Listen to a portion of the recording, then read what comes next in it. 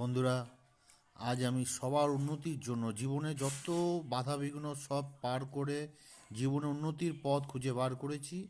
এবং এই মন্ত্র দ্বারা তোমার জীবনের অনেক অনেক ধন সম্পত্তি উপার্জন করতে পারবে, সৎ পথে, অসৎ পথে নয়, সৎ পথে।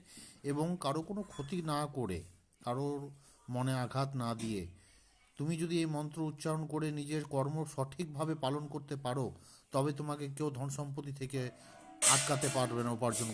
উপার্জন করা থেকে তোমাকে কেউ আটকাতে পারবে না।